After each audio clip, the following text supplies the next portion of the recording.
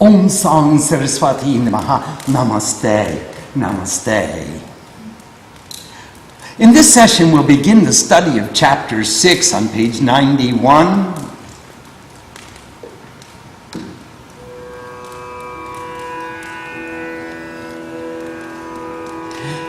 Hari Om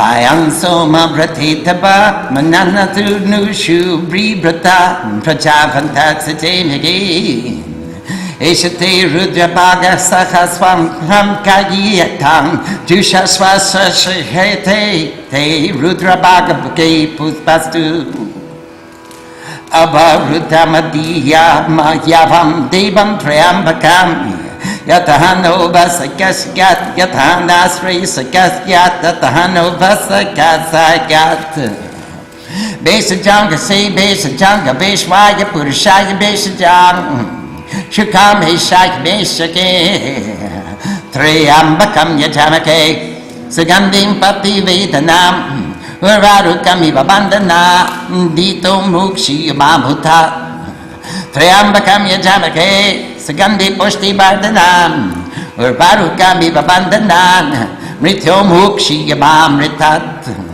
Itati Rudrava Sanktina Puro Embuyostotiki Avatata Dandva Pinaka Basa Krita Tivasa Eking Sarahasi Botiki Triyayusham Chamadagne Kashyapasya Triyayusham Yadeveshu Triyayusham Tanoastu Triyayusham Shivo Namasti Swasti Te Pita Namaste Stu Mama Kimsake Nivartanyesha Nandyaya Prachananaya Prajas Poshaya Suprajasvaya Suvirkaya Iti Shashto Adhyaya.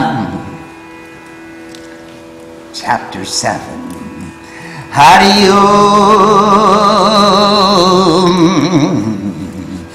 Ugrashtabi Mastadantasya Dunischa Sa Savangya Vivyuvacha Vikshapaswaham Agning Ridyage Nasaning Ridyagrina Pashupating Ritsna Ridyagina Bhavang Yakna Sarvan Matasna Bhavyam Sina Manduna Mahadivamanta Pasno Dev No Gram Devam Vanishtuna Basistu Anuki Singini Koshavyam Ugrang Loitena Mitrang Do Ratina Rudrang Do Ratin Indra Prakritena Paruto Balena Sadyam Pramadan Babasyam Tyakanta Rudrasyam Taha Parshabhyam Mahadivasya Yatricha Vasya Vinishtu Pashupati Puritat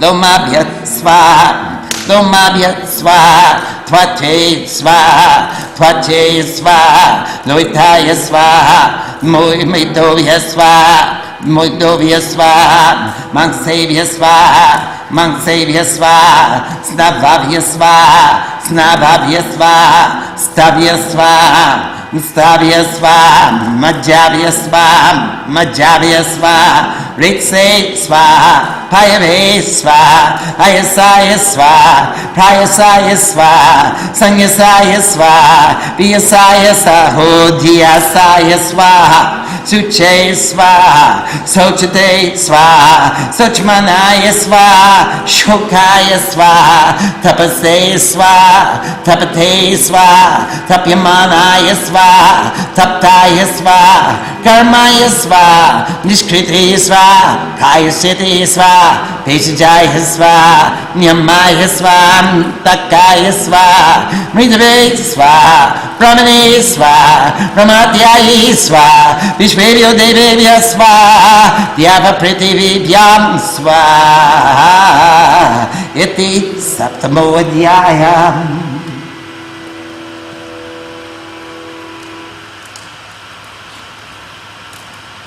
Let's return to page 91.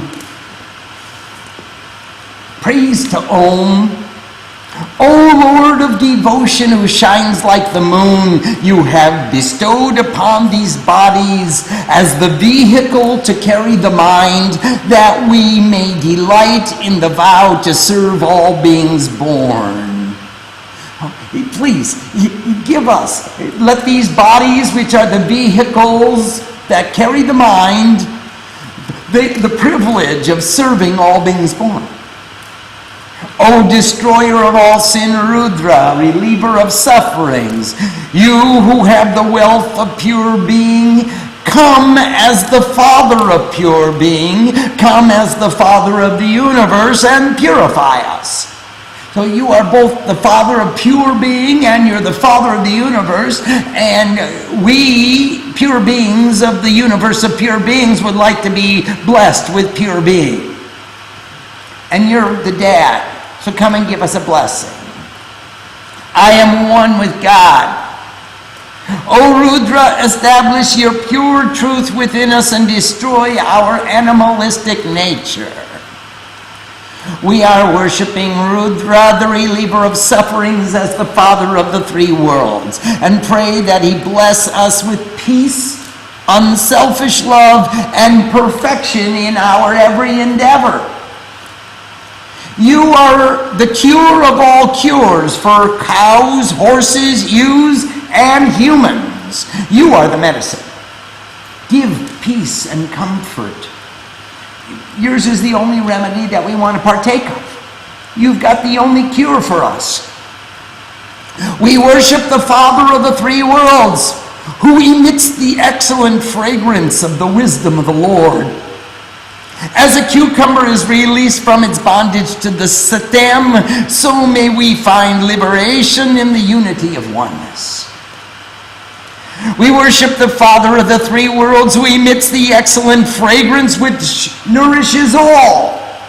As a cucumber is released from its bondage to the stem, so may we be freed from death to dwell in immortality.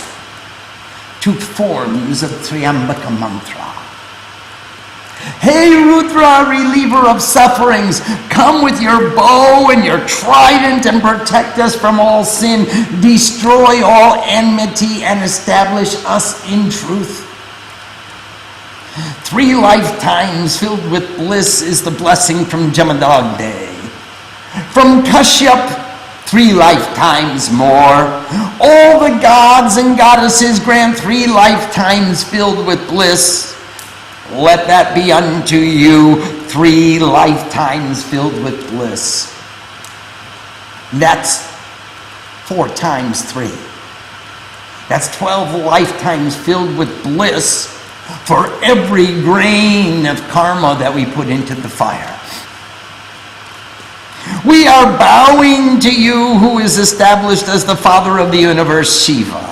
We are bowing to you, who destroys all enmity and violence. We bow to you, who are eternal life, the form of the attitude of truth, the welfare of the perceivable universe, the form of increase in the universe, the supreme meaning of wealth, and the discipline by which it is attained. We bow to you, the grantor of the greatest welfare for all, who gives the capacity for all to act in truth, who empowers all with the intrinsic nature of peace and the attitude of godliness. We bow to you.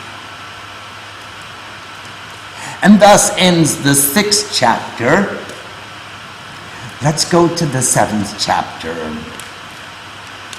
Praise to Om.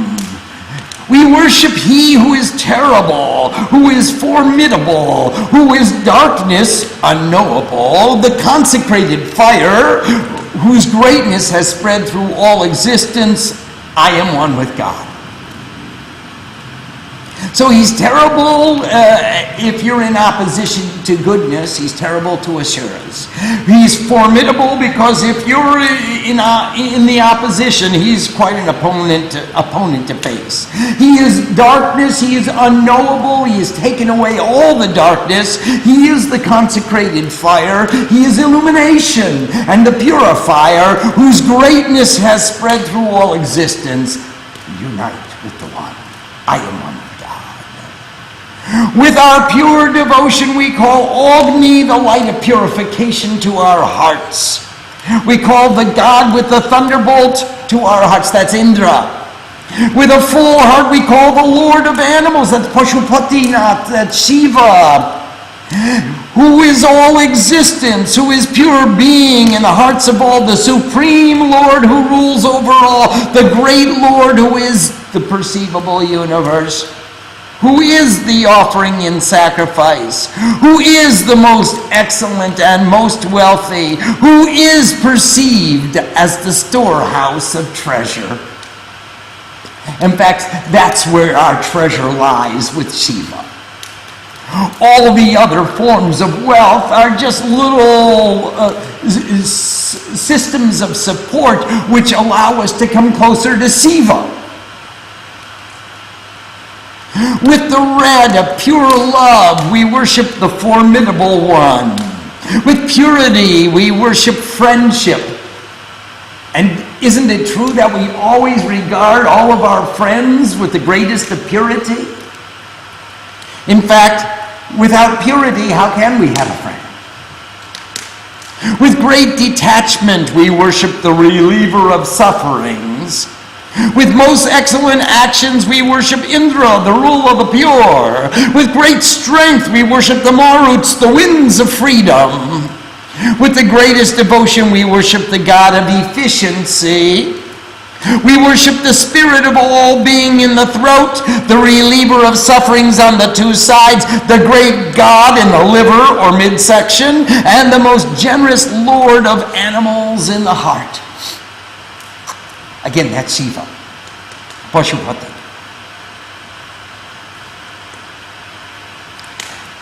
And now we unite. To the hair, I am one with God. To the skin, I am one with God. To the blood, I am one with God. To the fat, I am one with God. To the meat, I am one with God. To the nerves, I am one with God. To the tendons, I am one with God. To the bones, I am one with God. To the seeds of life, I am one with God. To the anus, I am one with God. Look at the knowledge that the Vedic rishis had about human anatomy. To exertion, I am one with God. To atonement, I am one with God. And that's also at one-ment. I am one with God. To effort, I am one with God. To exclude the unnecessary, I am one with God. To raise oneself up, I am one with God. To purity, I am one with God. To greater purity, I am one with God. To purity of mind, I am one with God. To purity of body, I am one with God. To purifying austerities, I am one with God. To the performer of purifying austerities, I am one with God. To the mind of purifying austerities, I am one with God. To the light of the sacrificial fire, I am one with God. To expiation of all faults, I am one with God. To acts of purification, I am one with God. To the healing, I am one with God. To control, I am one with God. To the ultimate, I am one with God. To death, I am one with God. To the greatest divinity, I am one with God. To the lowest divinity, I am one with God. To all gods of the universe, I am one with God. To heaven and earth, I am one with God. Thus ends the 7th chapter. Let's see if there are any questions that we'd like to discuss. Swamiji, Wendy from New Jersey has a few questions from the previous chapter. Yes, certainly, Wendy. On page 59 of the text, in chapter 5, it says, "We dissolve his anger in our devotion." How and why do we dissolve Shiva's anger? It seems like it should be the opposite. Could you please explain this, Swamiji? Yes, every parent gets angry with their children when their children are misbehaving and neglecting the values which we consider so intrinsic to leading a dharmic life. Wendy, Shiva gets mad at us when we are so busy with our worldliness that we don't have time or mind to pay attention to him. So when we give him our devotion, we dissolve his anger.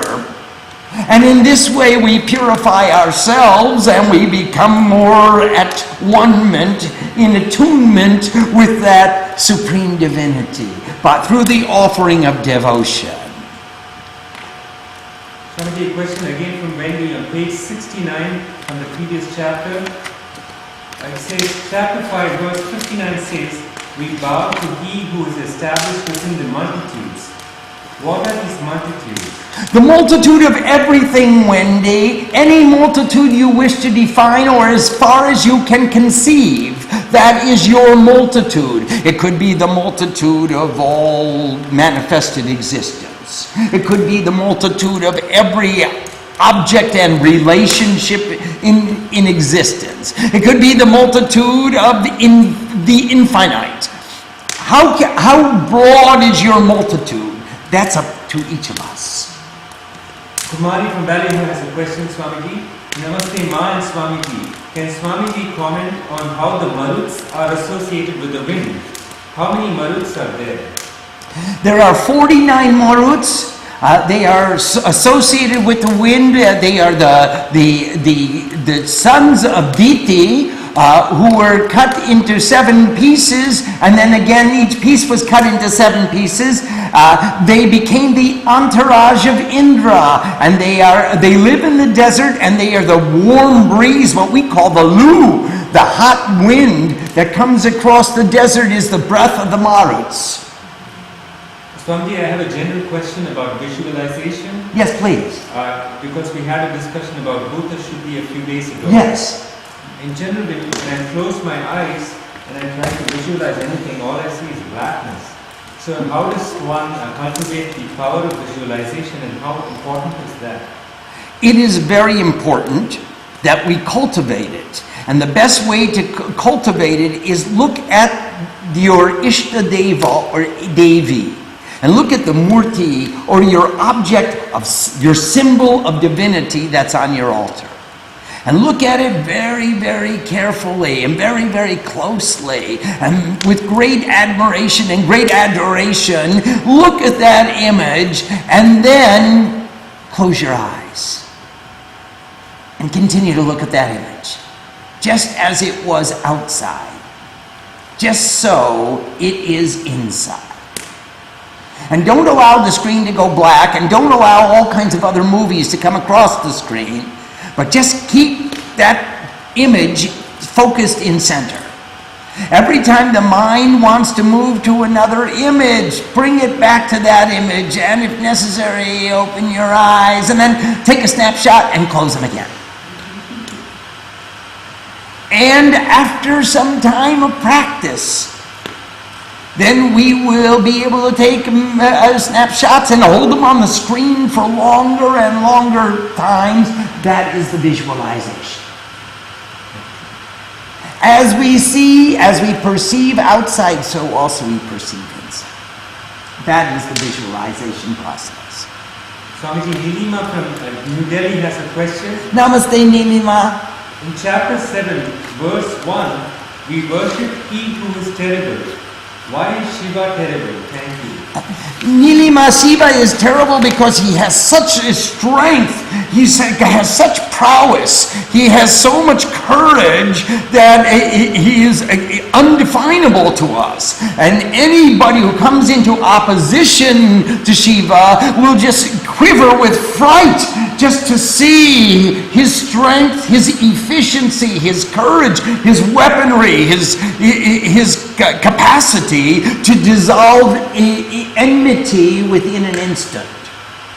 So for this reason, Nilima, Shiva is called the beam. He's terrible, he's Virat, he's strong, he's heroic, he's magnificent, he's beyond conception. We can't even imagine having a relationship with such a being.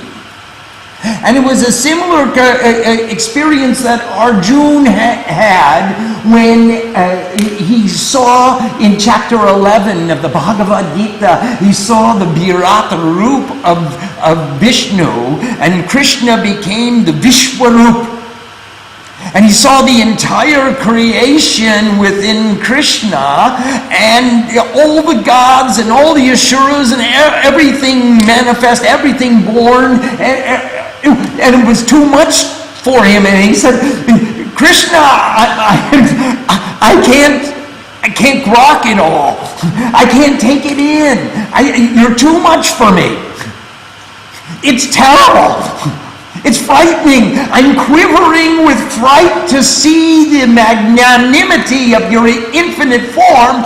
Please take an individual form again so I can relate to you as your devotee. And in this sense, he's terrible. He's mean. Swamiji, Kumari from Ballygo has a question. Yes, Kumari Ma? On page 96, verse 3, what does it mean, the spirit of all beings in the throat? The spirit of all being, not all beings, but all being. So that we worship that in the throat, and that is the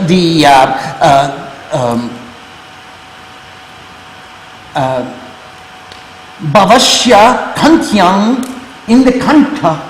We worship Rudrashyanta, the ultimate of the form of Rudra, the Bhav, all being. All being is the Bhavashya, the Bhava. And that spirit of all existence, of all being, of all that has manifestation and unmanifestation, all that exists is worshipped in the throat. And that is the seat of all vibrations. Yes, please go. Swamiji, a general question about adding the Rudrashtadhyayi into my puja. If I do like a Durga puja, do I just add the Rudrashtadhyayi to the Sankalpa, or should it be a Shiva puja with the Rudrashtadhyayi? No, you can do the Rudrastadhyayi with any puja, or individually or separately, or connected with any other discipline that you want. Or you could do it on 1 day a week, or you could do it on 3 days a week, or you could do it every Monday, or I do it every Sunday, because it fits into the rhythm of my other sadhanas. So you will make a rhythm of your sadhanas and choose which is most appropriate for you. And it doesn't have to be according to any rule. You can choose what is most appropriate for you. If you want to add it to the Durga Puja, you can. If you want to add it to the Shiva Puja, you can. Look, every loving wife is so excited when she hears the praise of her husband. Doesn't that make her feel proud? It's a family achievement. It's an accomplishment for us all. So if you pray to Durga and then recite Shiva's names, Durga's not going to be unhappy. If you pray to Shiva and then recite Durga's names, Shiva won't be unhappy. He'd love to hear his wife being praised. Doesn't that mean I got the best girl available? Look at all the devotees are praising my lady. So don't make those distinctions. To be safe, if you have any concern, do the cosmic puja. And then afterwards you can choose which scripture you want to recite. Everyone will accept. Swamiji, I have a question on chapter 6, verse 1, on page 91. Yes, please. It says, we may delight in the vow to serve all beings born.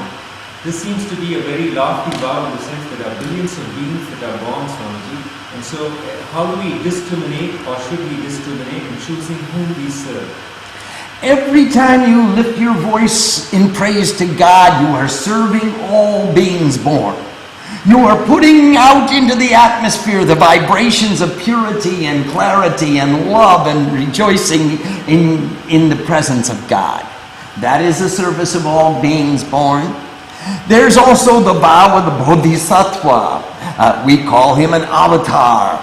and he becomes back again. When you realize that the self that I seek to realize is one with the self that is in every atom of creation, then how can I have liberation independent from the liberation of all existence?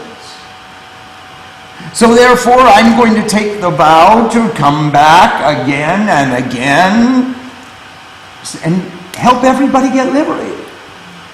I'm just going to work for the liberation of the entire universe.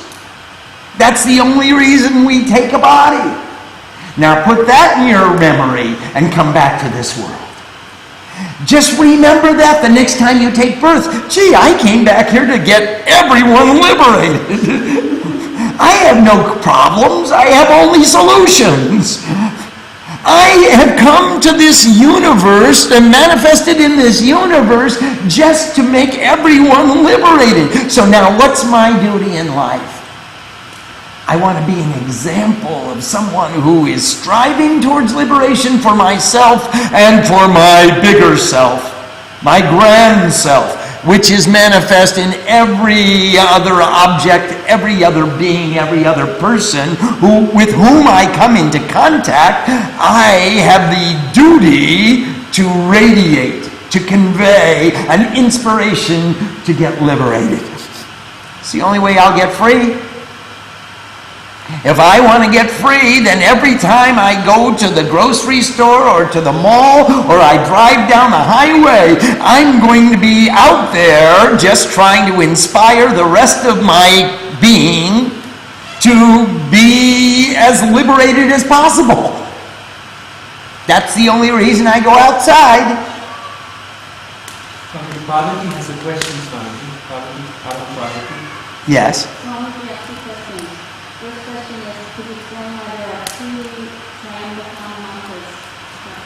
No, absolutely not.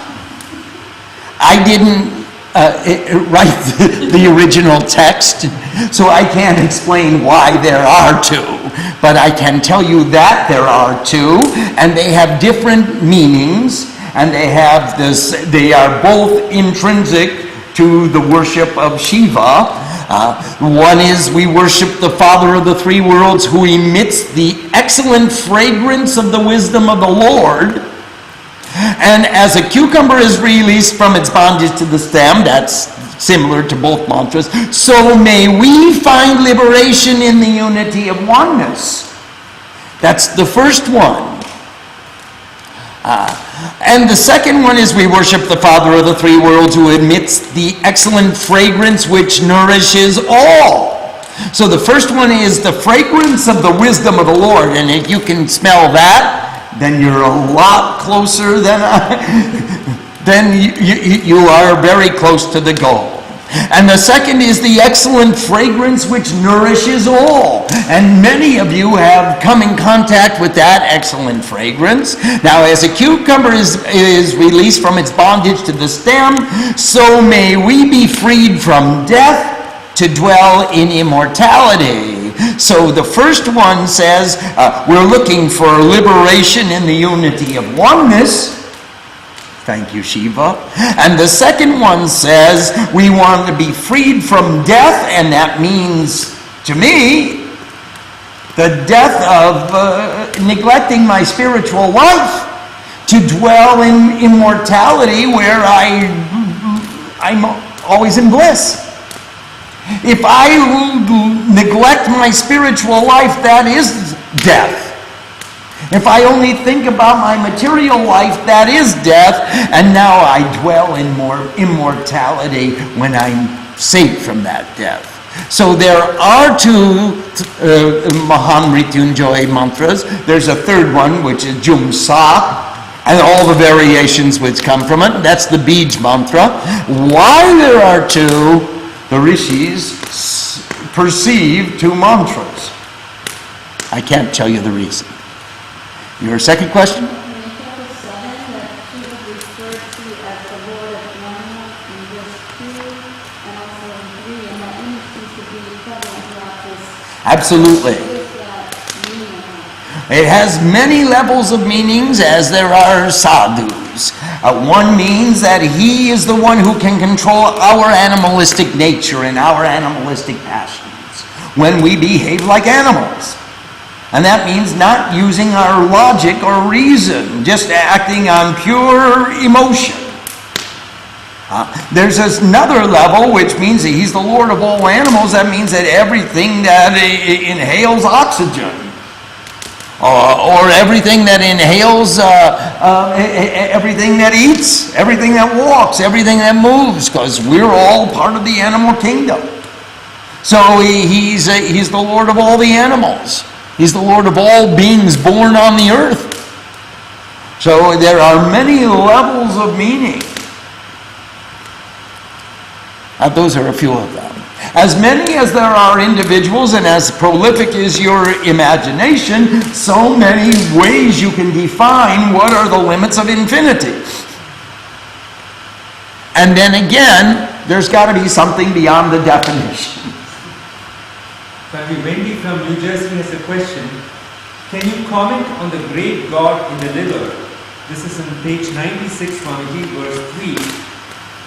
Is this referring to just a location, or is there something special about the liver? It was the liver or midsection. So they use both terms.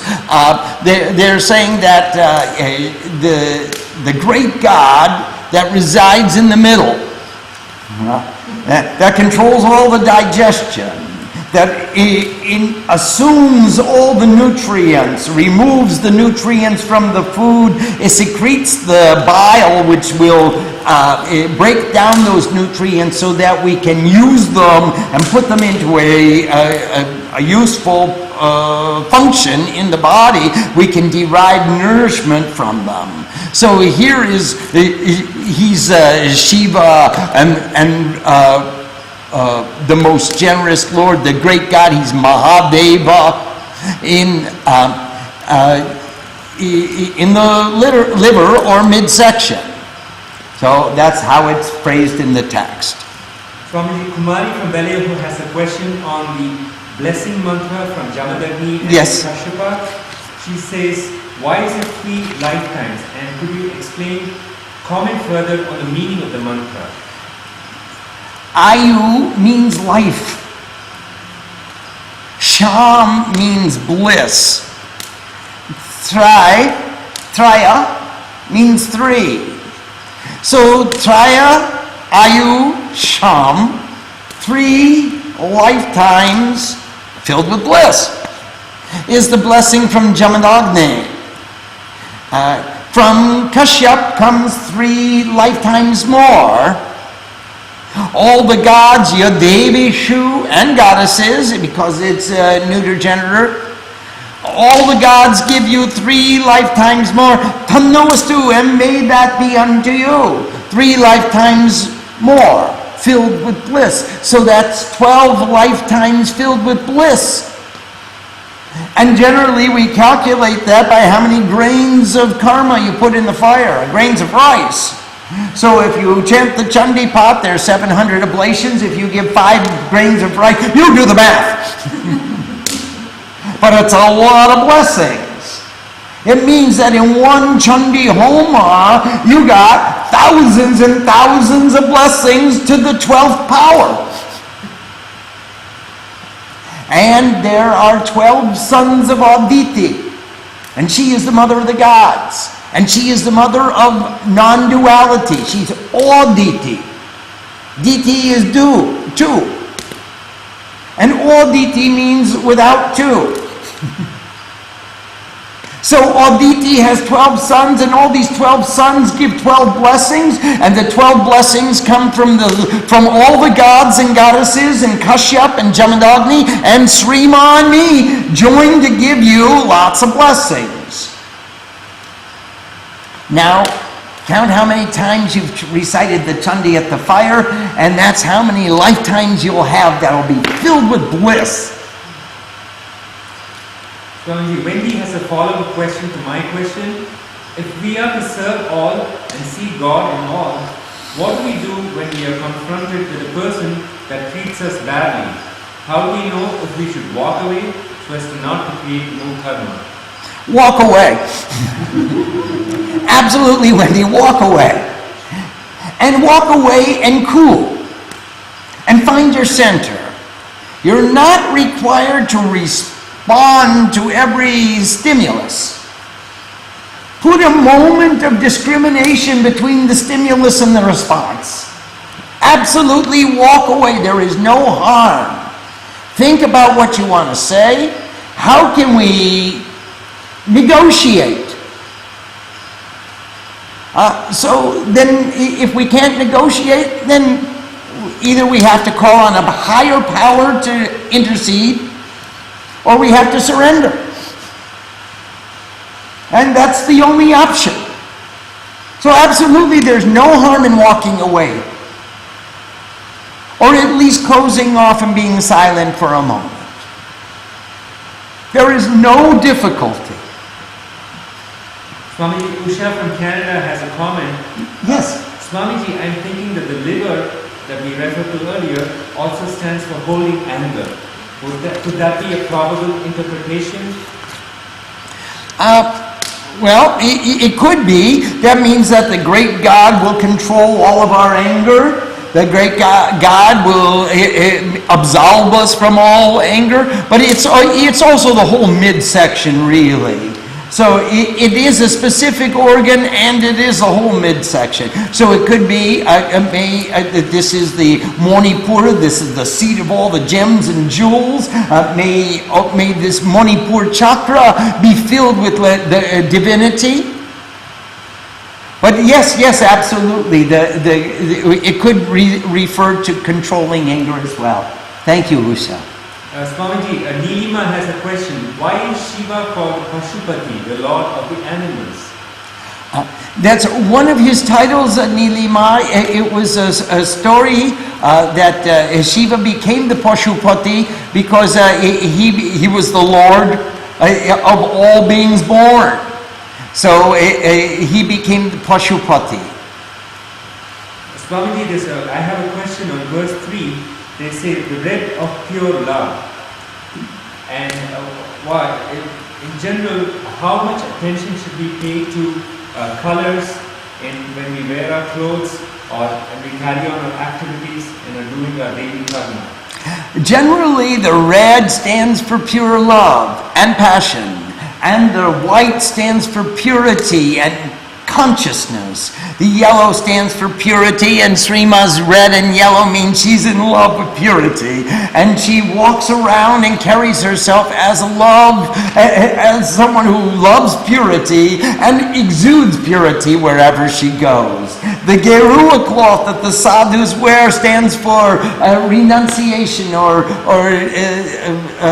vairagya, some kind of dispassion or the ability to concede in negotiation.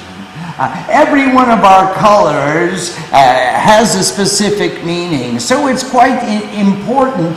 The colors that we wear are indicative of the attitudes that we wish to project. So there are many sadhus that wear all black, and they want to be nagas. And they project that Nagaism. There are sadhus that are blue, especially the Nilankaris of the Sikh tradition. And then there are sadhus who are black and blue. And we know what they're projecting. Swamiji, Vishweshwar from Circle Oaks has a question. Swamiji, the other night you talked about pranayama.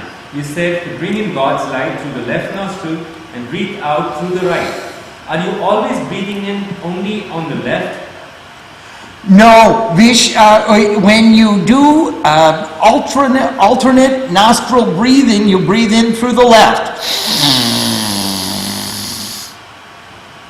And then you close the both and hold. And then you breathe out through the right.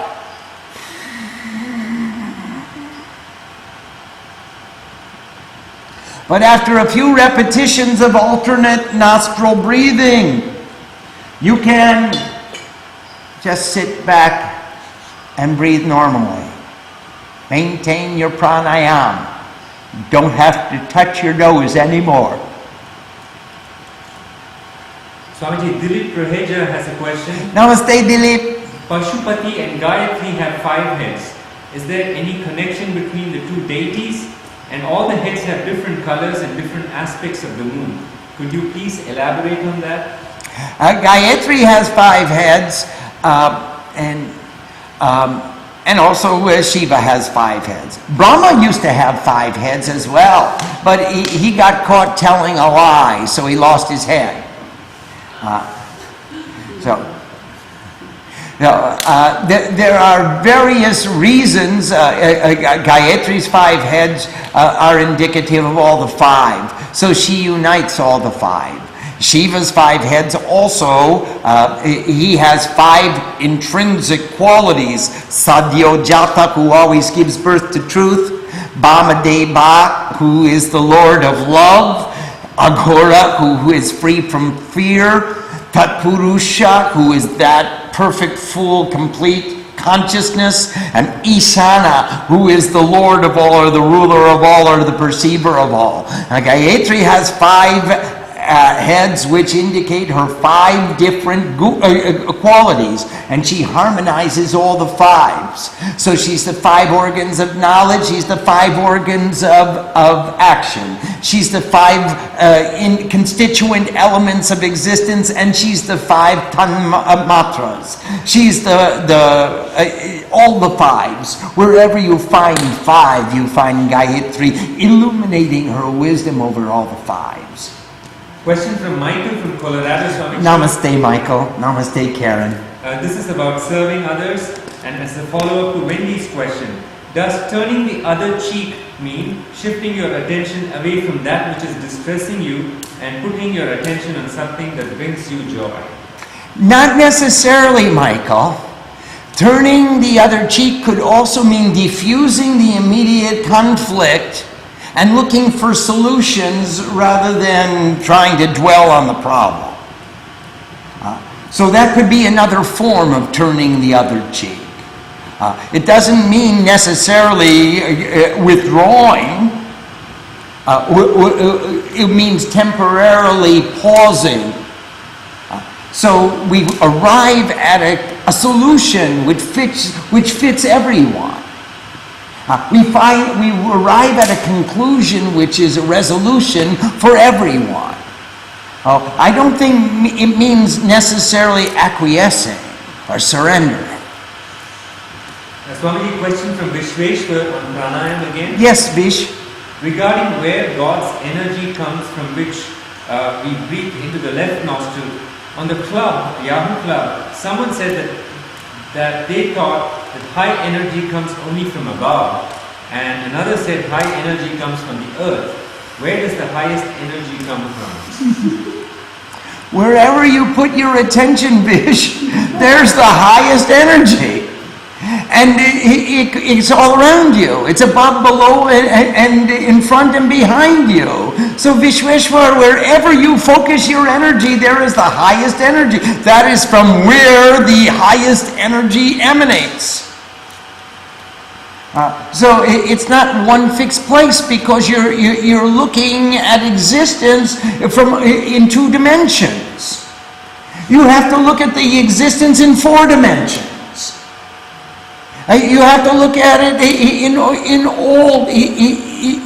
all its dimensions, Vish, and then you'll know from where does the highest energy emanate. It's always with you. You are the purveyor of the highest energy. Swamiji, Wendy has a question on pranayama again. I was taught to do alternate nostril breathing with my hand in Vishnu mudra. Is this so, or can one use any other mudra? You can use any other mudra, or you can use the mudra that you learned. They're all effective, but ultimately we're going to use we're going to go into pranayama without using our hands to do alternate nostril breathing. And the reason we'll do that, Wendy, is because as we go deeper and deeper and deeper into meditation, then the movement of the hands is a very gross activity. And we'll want to stop all activity and just proceed. So the pranayama continues without any activity. Swamiji, Wendy has another question regarding mudras. If I use a mala for counting while doing japa, I am unable to hold both hands in a mudra. This seems like a conflict to me. Can you please help me understand? The best way to do it would be all japa japa. When you don't count the mantras are just continually going, and there's no need to count them anymore. However, in order to get to that status of spiritual discipline, then we use different types of tools. The mala is one of them. So then, if you're using the mala for counting, you can maintain a mudra in your one hand and use the mantra in your other, the mala in your other hand.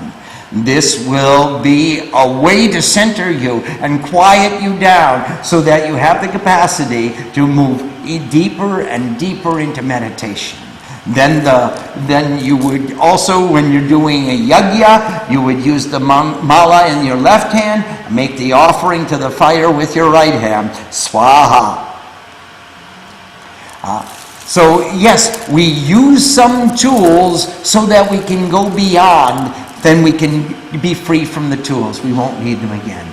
Ramakrishna used to tell the story when a man steps on a thorn, he takes another thorn and then he digs into his skin and finds the whereabouts of the first thorn, and then he pulls it out and he throws both thorns away. And that's just what he was talking about. The tool that we use in order to dig out the impediments to our realization. Thank you, Swami. Om Sang Saraswati Namaha. Namaste.